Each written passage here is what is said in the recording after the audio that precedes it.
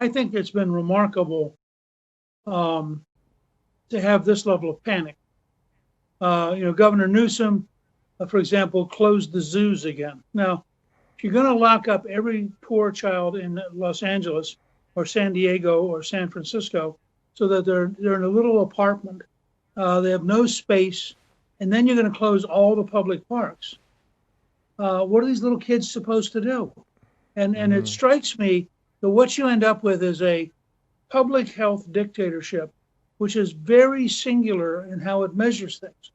I had a university president say to me the other day that he will lose more young people to suicide and drunk driving than he will lose to COVID. And Hmm. he said they're reopening. He cannot understand why people have any doubt at all about reopening.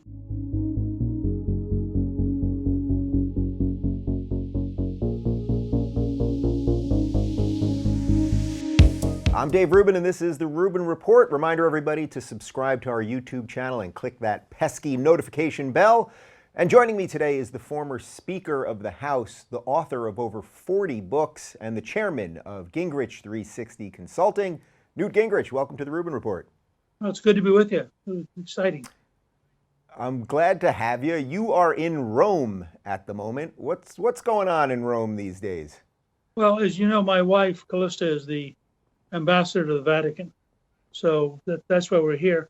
Rome actually has had a huge comeback. They got in big trouble back in February because there are about 100,000 Chinese workers in northern Italy, and they were allowing the flights to continue. So they were literally flying in from Wuhan, bringing the disease right here. And it got so out of control that their hospital system was breaking down, and they were starting to triage people. And if you were over 80, they basically said, we're not going to take care of you. Hmm. In fact, Callista helped Samaritan's Purse, Franklin Graham's operation. They flew in an entire hospital, 68 beds, 60 doctors and nurses, into the worst hit part of northern Italy. So the Italian government closed everything down. We had grocery stores, pharmacies, gas stations. That's it. If you were in the street, you had to have a good excuse in writing, or you could be fined $3,200. So for Wow. 10 weeks, Calista ran the embassy from our house virtually. We did an amazing amount of Zoom and GoToMeeting and what have you. And for 10 weeks, they basically starved the virus and gradually got it under control. It's now sufficiently under control that they've reopened the restaurants, the museums, public parks, stores, and you see people walking around. Now, the problem for Italy is about 14% of their economy, one out of every $7, is tourism, and they don't have any tourism yet. So Hmm. places like the Colosseum, last year got 23,000 people a day. They maybe have 500 or 1,000 a day. That's a real economic crisis for them. But in terms of the pandemic, they are in dramatically better shape today. Yeah, so we're holding this interview for a couple days, so I don't want to ask you anything about specifically what's happening today, but generally speaking, the way you see the lockdown now in America, and I'm here in Los Angeles, and literally just yesterday, Newsom put us in another lockdown, and that these things seem to keep continually happening. We're watching some spikes. It just seems that no one knows who to trust at the moment. What's your take about how the states have done it, where Trump fits into this, and is there something that you would have been doing differently as Speaker of the House to push your guys to push certain things differently? Well, I think it's been remarkable um, to have this level of panic. Governor Newsom, for example, closed the zoos again. Now, if you're going to lock up every poor child in Los Angeles or San Diego or San Francisco so that they're in a little apartment, they have no space, and then you're going to close all the public parks. What are these little kids supposed to do? And it Hmm. strikes me that what you end up with is a public health dictatorship, which is very singular in how it measures things. I had a university president say to me the other day that he will lose more young people to suicide and drunk driving than he will lose to COVID. And Mm-hmm. he said, they're reopening. He cannot understand why people have any doubt at all about reopening. And so I would start from there. The people you need to worry about, half of all the deaths, are people who are over 70 years of age. And in particular, the more you go up. At 80 years, it's more dangerous. At 90, it's even more dangerous. So you know that you want to really work to protect people who are over 70. But you don't need to really work to protect people who are 13. And the idea that we've gone from a country that used to know how to open one house schoolrooms and have 7 classes in one room, and people actually learned how to read, to an extraordinarily expensive union-dominated bureaucracy that doesn't want to teach. And you're going to have this in Los Angeles. They've got it in New York. I mean, they have it in Fairfax County, Virginia, one of the biggest and richest school districts in the country. Why would we pay people to not teach? Why would we have all these big fancy buildings nobody can go to? And I think it really raises very profound questions about the whole system. Yeah, well, that actually is a perfect segue, because I was going to say, as someone that's a true lover of American history and has written about it, and you talk about American history all the time, are you sort of shocked the way the average American person just sort of takes orders and doesn't necessarily ask, why are these things happening? You know, at one time it was flatten the curve. We don't hear the phrase flatten the curve anymore. We haven't heard it, excuse me, for about 6 weeks. Now it seems to be something else, or they just give us an order and they don't really tell you why. Well, I mean, part of it has been, I think, the evolution from a news media to a propaganda media, so that you have these waves of coverage. I compared it to watching the Flagellanti in the Middle Ages. This was a group that would go from city to city beating themselves. And so you have all of these people out here who they panic. The truth is, if you look at the death rate, there's no reason to panic. This is not the bubonic plague. It's not Ebola. Most people who get, first of all, an amazing percentage who get the Chinese virus, which is what it is, most of them don't even know they have it. When you're told somebody tested positive who was, quote, asymptomatic, that means whatever symptoms they had were so mild that it didn't affect them. So you have to then stop and say, wait a second, why are we panicking over people? You know, the numbers go up, but the numbers go up of people under 35 who are totally healthy. And I think I have been truly appalled. My younger daughter, Jackie Cushman, is a certified financial analyst and used to run a very large budget, $1 billion plus budget. And she said to me the other night in just sheer disgust, she said, I have never seen statistics put together so badly that it is impossible to know what's actually happening. And she's just literally fed up and just thinks whether it's because the government statistics are so incompetent or whether it's because the news media is deliberately, you know, they're going from worst case to worst case to worst case. So they don't tell you that, for example, Georgia has about 10% of the fatality rate of New York. They praise Cuomo, who is the worst governor in the country, but has been praised so much by the news media that he now has a very high popularity rating in New York, while he killed people. I mean, at least 6,000 to 8,000 senior citizens died because of Governor Cuomo and decisions he made. But that somehow gets brushed over because, you know, he's liberal and therefore it's okay. Yeah, so let's sit with that for a little bit, because, you know, I think a lot of people think that Trump was sort of the first guy, the first mainstream politician in a modern sense to really go after the media. But I remember your campaign in 2012 really well, and you were capturing that populist sentiment. And during the debates, you know, you won a couple debates in a row and you had the crowds cheering and screaming to the point that the networks were asking crowds not to make sounds during the debates, which in many ways sort of deflated your candidacy because you were using their energy. That's sort of relevant to what you just said there about Cuomo, because Democrats seem to be able to get away with virtually anything and then blaming it on the other guy because they know the media runs cover for them.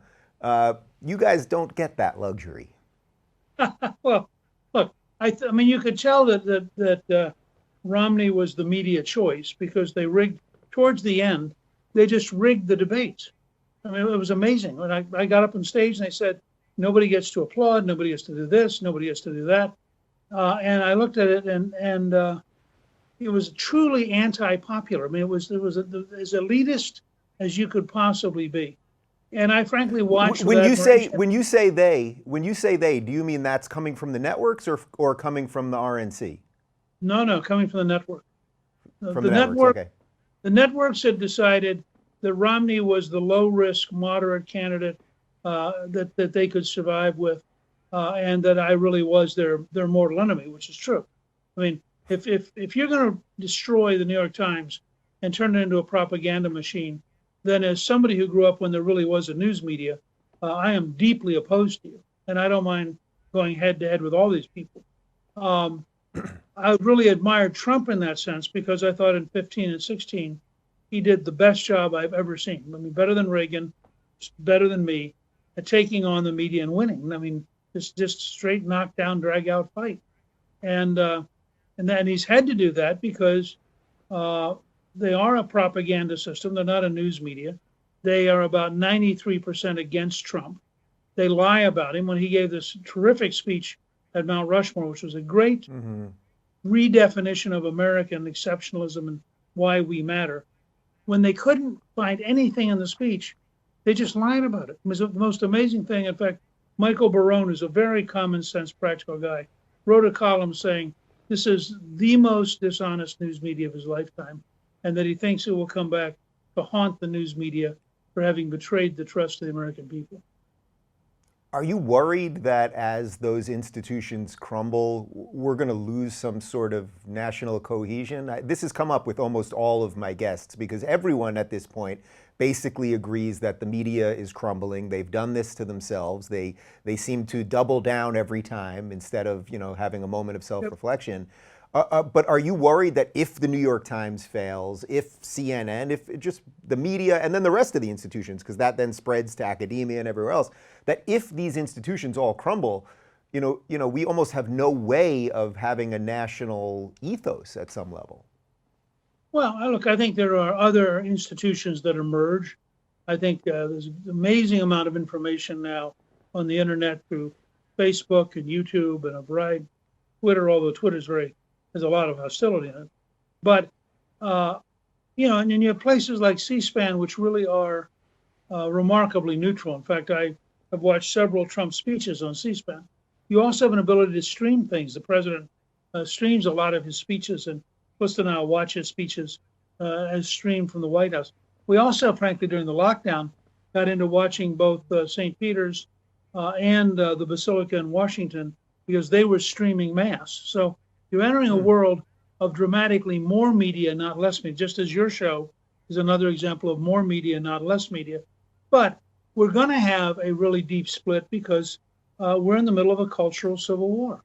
And there's just no question in my mind that this is the most divided we've been since the election of Lincoln in 1860 and his re-election in 1864. And that part of the reason I wrote Trump and the American Future is that I really do believe that what happens this fall may do more to shape America's future than any election since 1864. And I say that because I think that the Biden, Pelosi, Schumer team will be so radical that we would not recognize the country within 2 or 3 years. They would have moved us so far to the left. Do you think that it's the Biden, Schumer, Pelosi team that are actually the true radicals, or do you think it's the Bernie crew and the AOC crew beneath them that's sort of just shifting them that way, or do you really feel like they are actually that radical? It's a little hard to tell these days if they're a little more old school and the tail is wagging the dog, basically. Yeah, I mean, it's a little bit like saying when you got run over by the truck, do you think the driver was deliberately trying to run over you or fall asleep? I mean, you got run over. When Schumer the other day came out for the 10% cut in defense spending, which Sanders is offering as an amendment, and when Pelosi brought up a bill which 207 Democrats voted for that gives a $1,200 bonus to every illegal immigrant. I want you to think about this.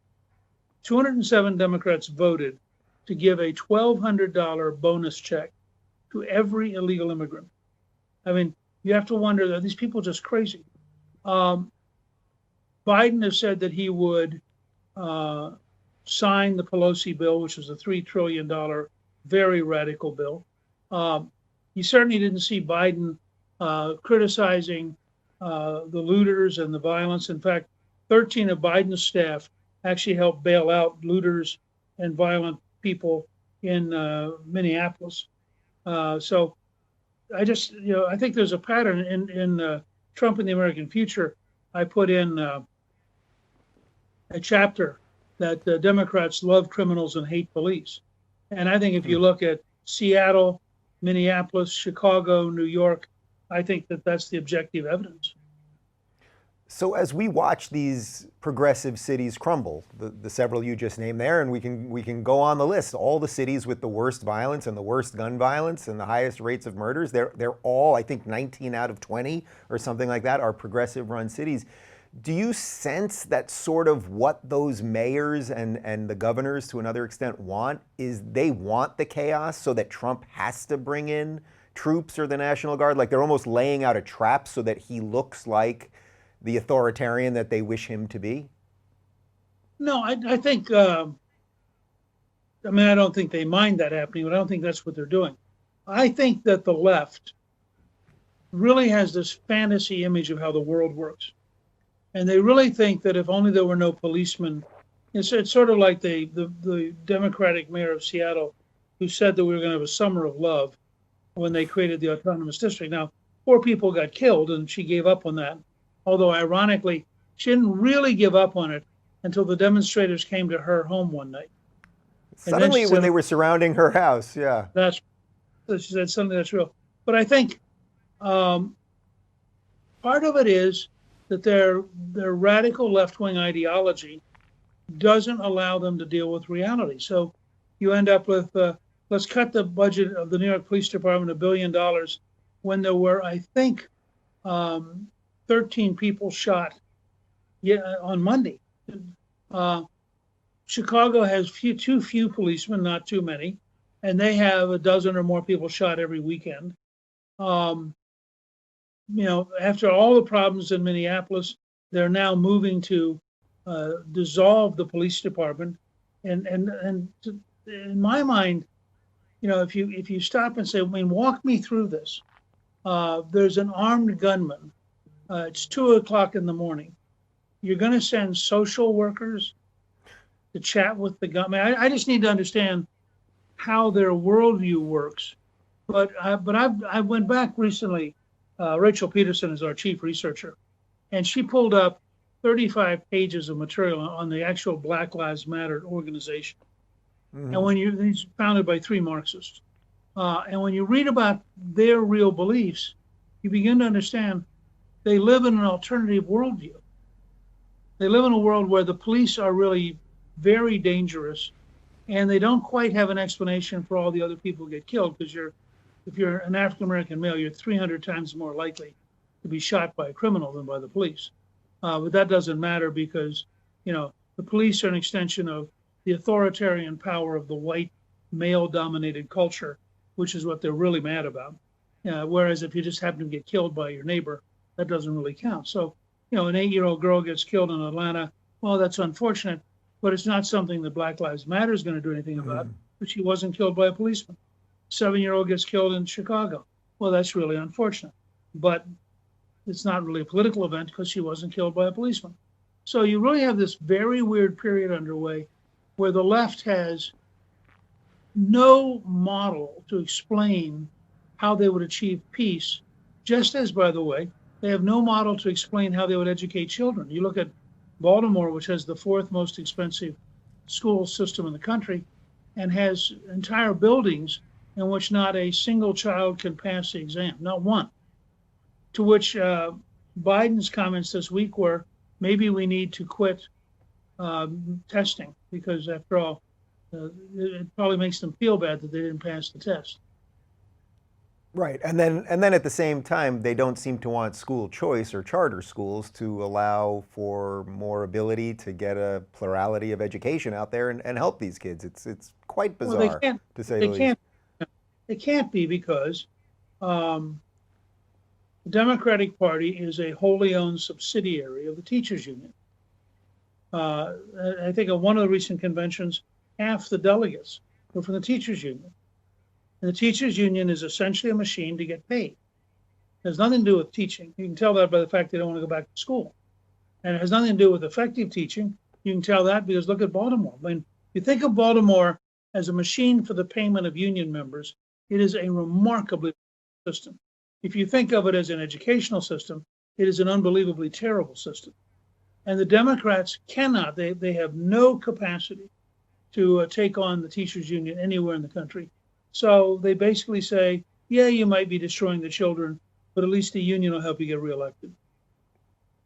So, with all this in mind, what do you think the Republicans, if anything, could be doing better as we're watching monuments being taken down and we're watching the mob just run across cities? I see the Republicans are sort of talking a tough game and Trump's talking a tough game, but are they not doing something that they actually should be doing? Because this stuff isn't stopping. Well, I think there are a couple of things they should be doing. First of all, in the long run, the Republican National Committee should go into every major city and create a jobs, prosperity, and safety chapter and start to organize everybody in the city to win municipal elections and state legislative elections who are sick and tired of having people killed. And they ought to plant a flag in every one of these cities and say, we're going to reach out to everybody who's sick and tired of having no jobs, no schools that work, and having your relatives shot. And if that fits you, let's sit down and talk about, how you can be a candidate. We're not going to ask you to vote for some traditional Republican, but we're going to try to help you take back your city. Second, I think that the president has to look at the example that Bobby Kennedy set in the early 60s, when young volunteers were being killed in Mississippi during the civil rights movement. And it was clear that the local sheriff, who may have been doing the killing, and the state police were not going to defend these people. And what they did is they said, look, these are American citizens. And if you're not going to defend them, we are. And they sent in the FBI. And I think in a number of these places, the young woman in Indianapolis, the mother of a 3-year-old, who was apparently shot over the weekend for saying all lives matter. There's a perfect example where she lost all of her civil rights because she's dead. I think they ought to say, we are now going to create strike forces that are going to be prepared to go into the south side of Chicago, prepared to go into New York, any place which is clearly spinning out of control.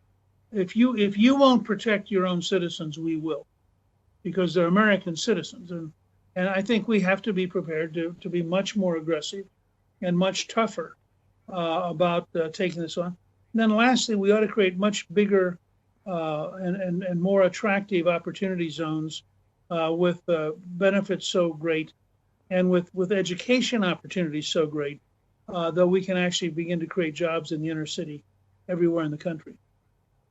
Are you worried, with all that in mind, that this mix between COVID and riots and protests is going to do sort of irreparable damage to small business across the board, no matter what, at this point? Because if you weren't taken out by COVID, and now again with the lockdowns, if you somehow survived, I have a friend who called me yesterday she's a masseuse. She usually goes to people's homes. She can't go to people's homes anymore. She got a little shop over the last couple of weeks, just a little one-room place. Now they closed her down, and she's thinking of leaving California now, and she's not even sure what she's going to do for a living anymore. That the average person, the corporations can basically deal with these big blows, but the average person just can't, figure out a way to live if every month something crazy is going to happen. Look, I mean, even big corporations, Brooks Brothers, for example, which is a almost 200-year-old company, may even actually be 200 years old, has filed for bankruptcy. Right. United Airlines. I mean, even really big places can get in trouble. But Hmm. the point you make is important at a couple of levels.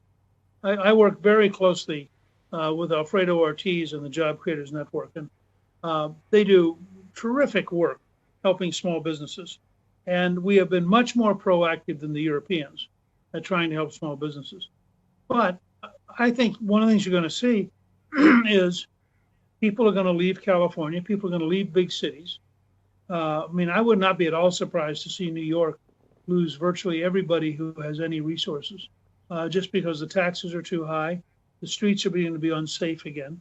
Uh, people don't want to be in a place that's out of control. If you look at Seattle, they have the most radical member of the city council talks about getting visas.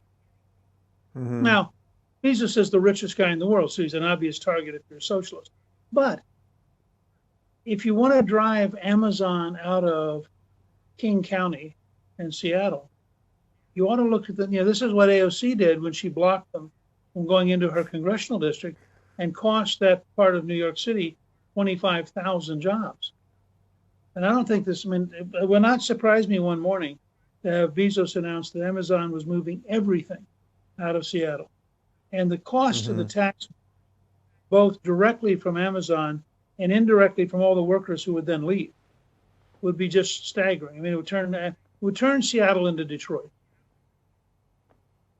All right, so let's back up a little bit because I know we can sort of focus on this for the entire hour, but I think your career sort of we could do several hours on this easily, but I think your career and some of the things that you have done might help sort of light a way that we can get out of some of this stuff. So when you were Speaker of the House, can you just talk a little bit about how Democrats and Republicans could or could not work together, and what you think has happened that has led us to just, I mean, there's virtually none of it now. How you were able to make some of those fights and build some of those bridges, or have some of those bridges burned?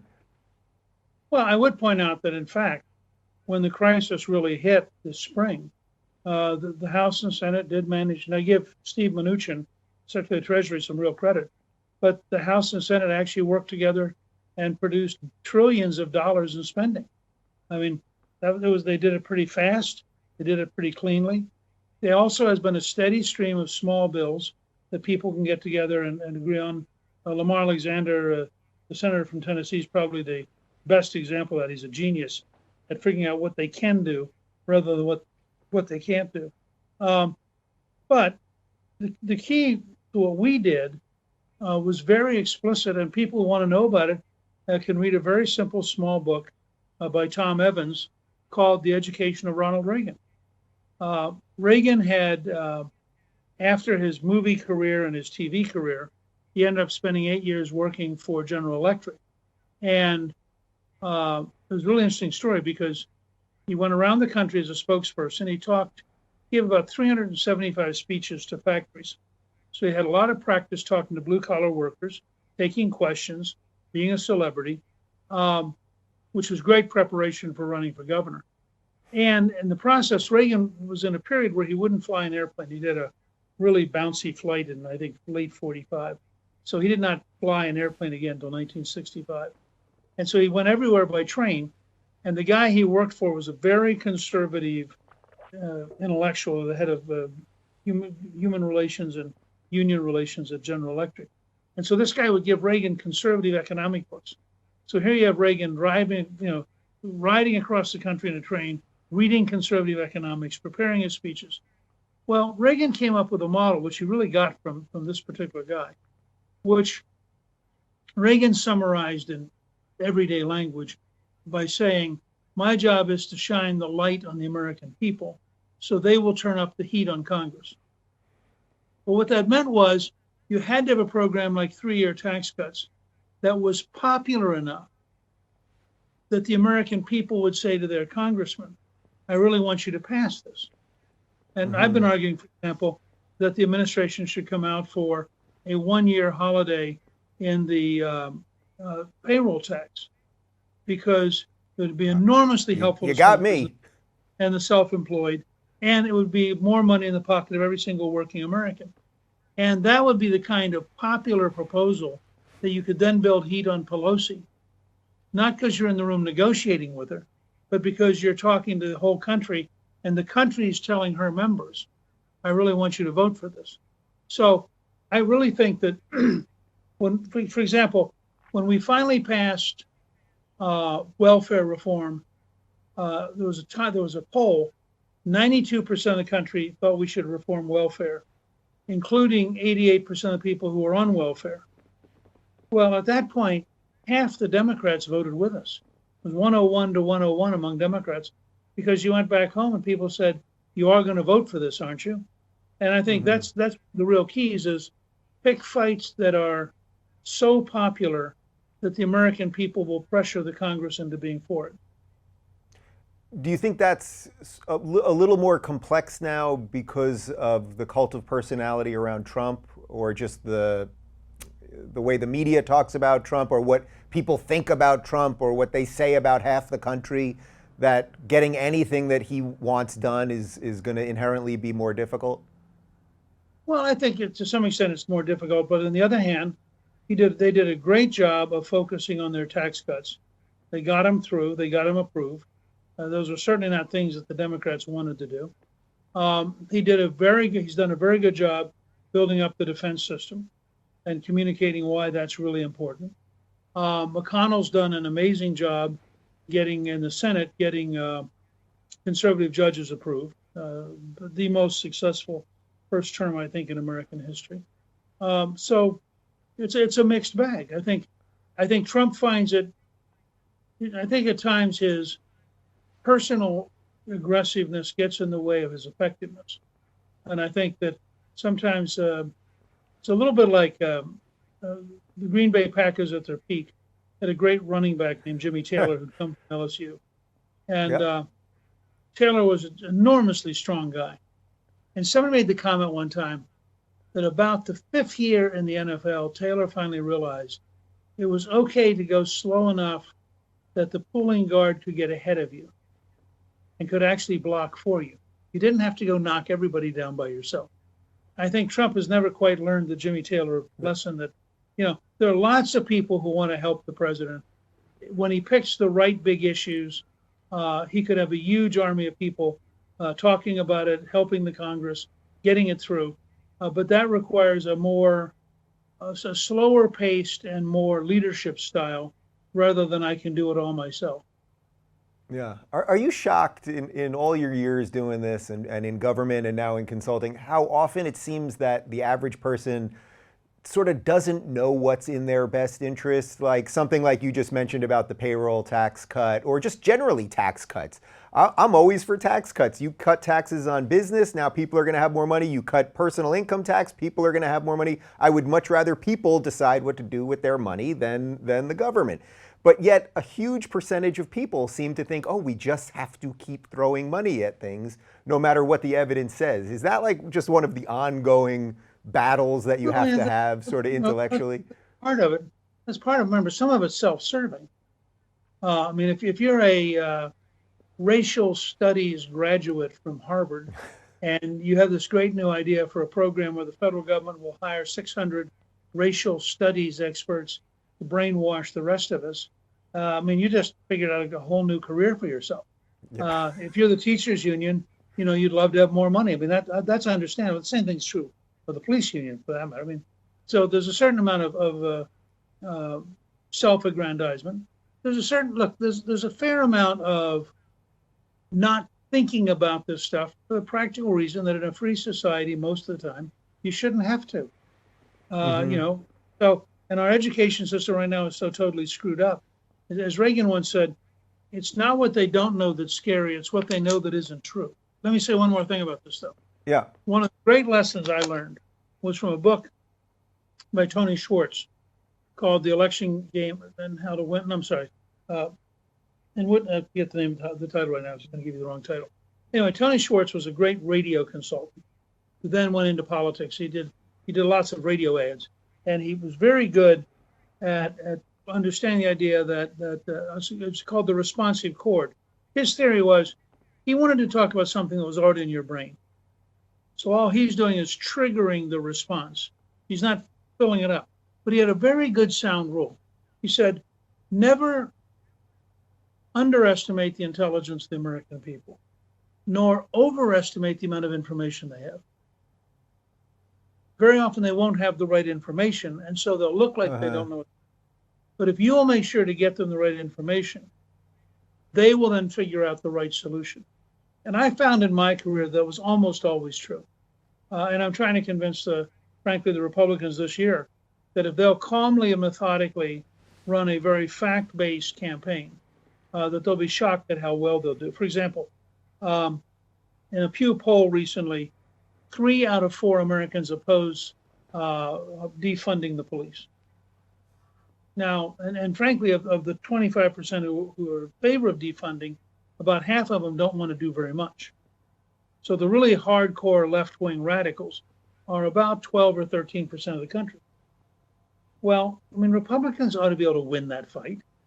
You ought to be able to beat a whole bunch of House Democrats who are running around and Senate Democrats. And frankly, since Biden, Biden is in this wishy-washy, well, I'm really not for totally defunding, but I'm for a little bit defunding. That ain't going to cut it. Not when you say to him.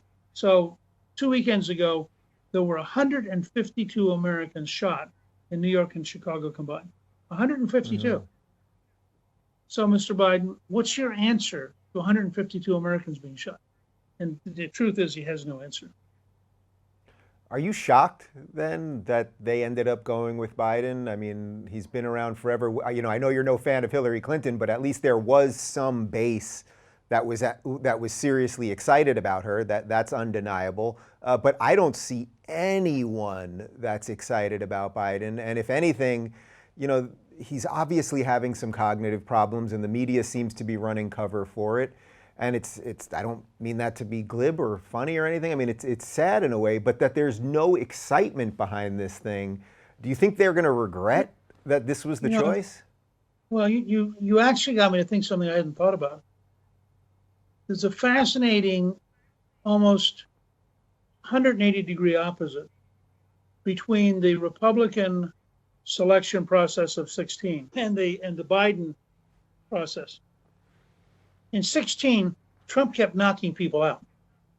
I mean, he started, I think, with Jeb Bush, and he just methodically went after people and just kept knocking them out.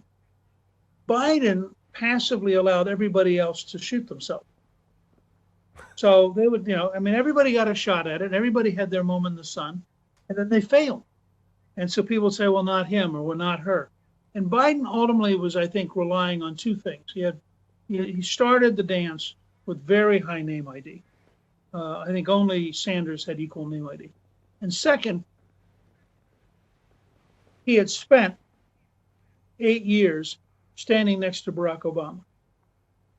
And in South Carolina, if you can carry the black vote in the Democratic primary, you will win the primary. And his entire reason for being was to set up getting to South Carolina. So as long as he didn't knock himself out, none of the rest of them had the ability to knock him out. And he just had to be standing there. And then they did something very smart, which is, I'm sure they worked behind the scenes, and they got 3 or 4 people to decide to endorse him as soon as he won South Carolina. So you suddenly had this momentum of excitement that carries into Super Tuesday. And think about it, by Super Tuesday, you're down to Sanders, who, however far to the left Biden is, Sanders will always be 20 feet further to the left. Yeah. If Biden moves left, Sanders will move even further left. So in the end, Sanders' base was probably 40 or 45% of the party. Do you think we have to do anything? I know you're not a Democrat, obviously, but on either side as far as the primary process, they run primaries very differently. We saw the disaster in Iowa. Do you think we just have to continue with this, or is there anything in modern times that we should do to change some of this? I mean, look, I think the Democratic Party's incompetence in Iowa is just part of how badly structured their party is. I mean, we had a very similar problem, by the way, in 12. Because the truth was that Rick Santorum won Iowa. The party chairman at that time called it for Romney. It took 6 or 7 days for it to be obvious that it was Santorum. So Santorum lost all of the advantage he would have had going into New Hampshire. Romney had a false advantage. And the state chairman, I think, was in fact economically leaning towards Romney in ways that were totally inappropriate. He had to resign. So, I mean, we've had some of our own problems with this stuff. But I think the primary process at one level is really a good thing because it does allow you to go out and meet people. Now, the challenge is going to be as we move into this age of social media on a giant scale, whether or not it makes sense just because, we've been in the middle of a full-blown presidential race, I would guess, for a year now. I mean, it's not, and in that sense, it's not clear to me how things will evolve in the future. Well, we also had absolute proof, for example, that the Bloomberg spent a couple $100 million and got nowhere because in the end, when you watched him on a debate stage, you just knew this guy was impossible. So, it's business how it shakes things out. Yeah, when you were watching Bloomberg in those 2 or 3 debates, I mean, as a guy that was a great you are a great debater. I mean, you knew how to use the crowd, you knew how to use humor, you knew how to, directly go after opponent. It must have been sort of painful for you to watch some of these guys that just have no idea how to debate. Is it painful or is it shocking or do you feel good about yourself after? No, it's fun. I mean, look, as long as it's the other side, I'm happy for them to be incompetent. I don't feel like I have an obligation to. This is not like an ice skating competition where I'm going to give them a 9 or an 8. So I watch some of it. I don't actually watch probably as much as I should, just because I think it's boring and I can only take so much of it. But I'll tell you, in 16 and late 15, I guess it really started in the summer of 15. I remember the first Fox debate, which was the first debate of the 2016 cycle. And that's the one where Megyn Kelly and Donald Trump had this knockdown, drag-out fight. And I was sitting at home with Callista, and we were watching the debate. But I was also watching all the various online, like Time Magazine and Vogue and a whole bunch of, there were all sorts of places you could go to register who you thought won. And about an hour and a half after the debate, and I watched Luntz and what I thought was one of the most inaccurate focus groups he'd ever done. I like Frank a lot, we're old friends. But what happened was you have to be very careful in things like focus groups because a group mindset will set in. And if people conclude, he must have done bad because she said he did bad, so he must have done bad. I don't want to be the guy that said he did good. So what was happening was all of the experts were trashing Trump. Luntz's focus group was trashing Trump. But in a field of 16 candidates, he was getting 60 to 70% of the vote in these online surveys.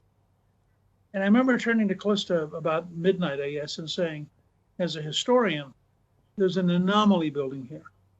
The gap between lead opinion and the average American is getting so big that we should watch this carefully because something's going on we don't understand. And that's really how I approach it. I use a model of listen, learn, help, and lead. And I really find that the world's so big and it changes so constantly that I have to listen and learn all the time. And so I approach every activity with I wonder what I'll learn from it.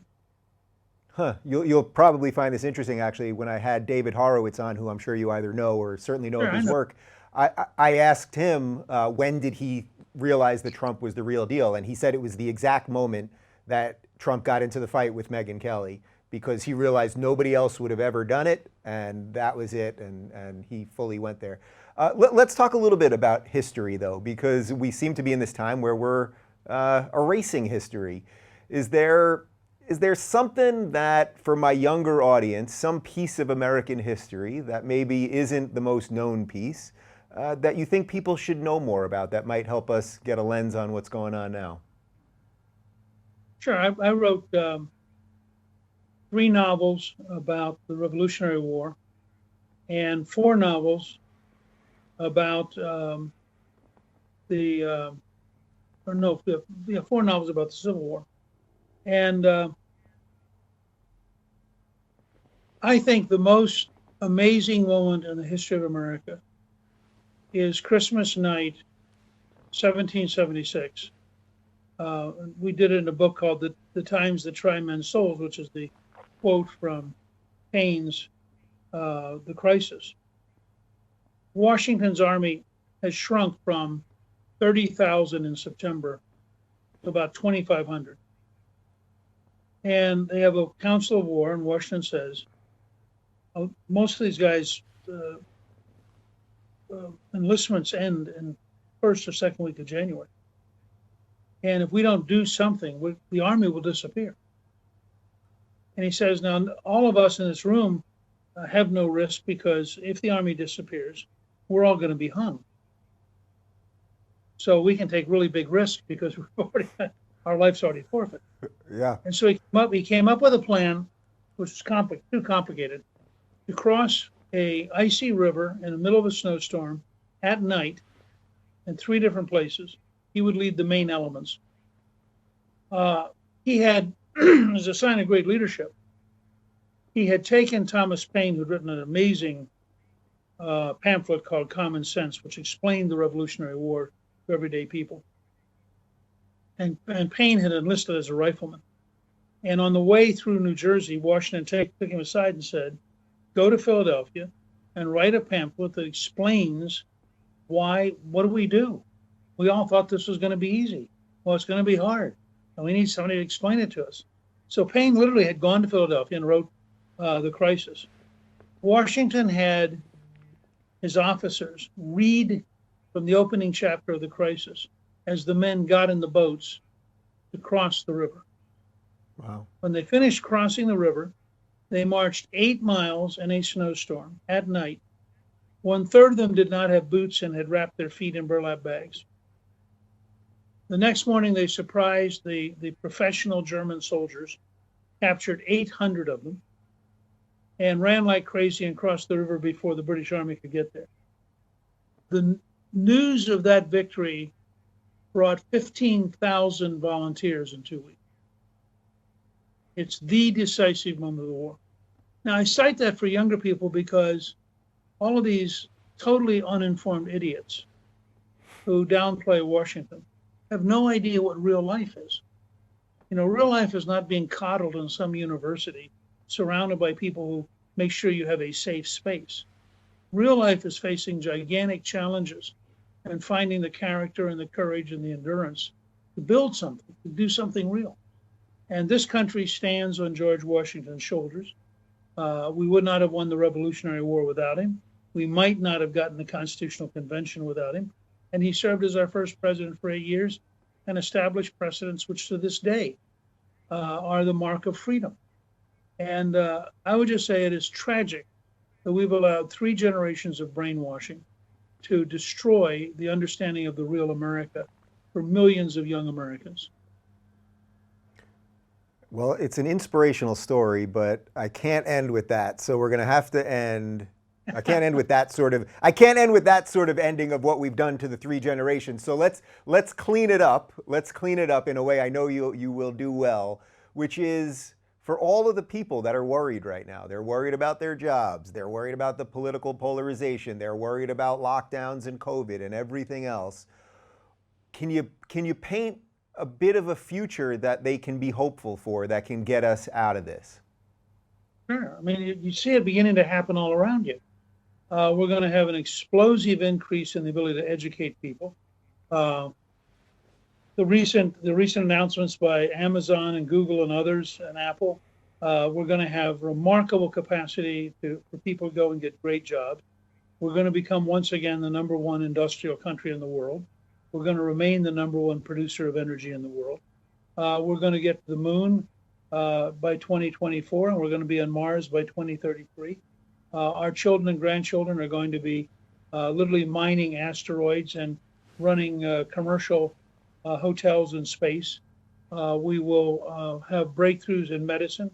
We're about to have, I think, a cure for sickle cell anemia, which will be of enormous importance to the Black community. When we get aging declared as a disease so that the NIH can actually focus on lengthening lives, I think the odds are very good that we are going to have something like the average person living very healthily to 110 or 120, not getting ancient, but literally being active and having a full life. So I think the long run trajectory of the human race is pretty good. Do we have problems? Sure. We've always had problems. It's the nature of life. But I think that young people have every reason to believe that by the end of their lives, the world will be more interesting, more exciting, more prosperous, and the opportunity for adventure will be even greater. I knew you could do it, Mr. Speaker. Where should I send people? You've got like 1,000 websites and 1 million projects. Where can we send people to? You're not retiring anytime soon. I know that. My newsletters, my podcasts, my books, all those things are Gingrich 360. They can also, of course, get the books at either Barnes & Noble, Amazon, or any major bookstore.